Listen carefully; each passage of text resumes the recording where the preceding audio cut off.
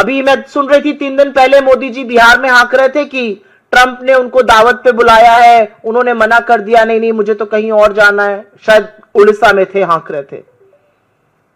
अच्छा किया आप नहीं गए। आप जाते तो आपको आसिम मुनीर जो नफरती जनरल है उसके साथ बैठाकर खाना खिलाता ट्रंप, और आप कुछ कह नहीं पाते।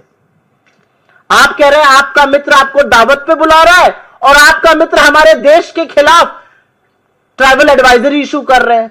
महिलाएं यहां आने लायक नहीं है, अमेरिका के जो पदाधिकारी हैं वो बिना परमिशन के नहीं जाएं, अपने रिस्क पर हम इंडिया जाइए।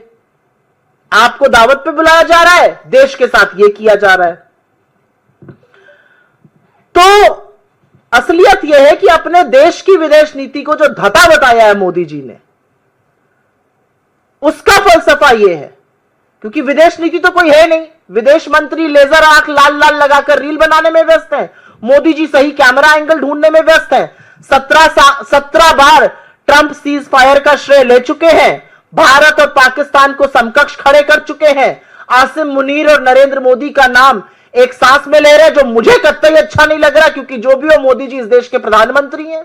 लेकिन भाजपा को और मोदी जी को शायद इससे कोई फर्क नहीं पड़ रहा है। हमारे ऊपर टैरिफ लगा दिया, हमारे लोगों को हथकड़ियां बेड़ियां पहनाकर खदेड़ दिया, हमारे देश के खिलाफ इस तरह की बातें हो रही हैं और पाकिस्तान की वाहवाही हो रही है। सबसे बड़ी विडंबना क्या है, हमारे लिए ट्रैवल एडवाइजरी अपडेट हुआ, पाकिस्तान के लिए अपडेट नहीं हुआ।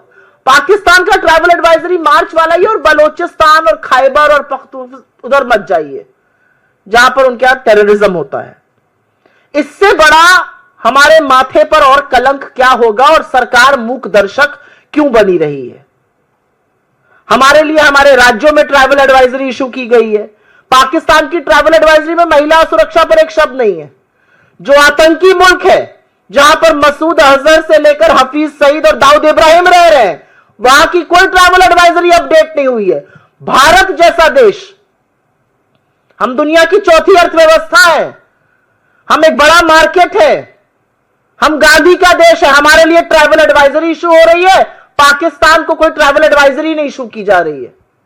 कितनी बड़ी विडंबना है ये, कितना बड़ा विरोधाभास है, इस पर नई दिल्ली को फर्क ही नहीं पड़ रहा है। सरकार सो रही है।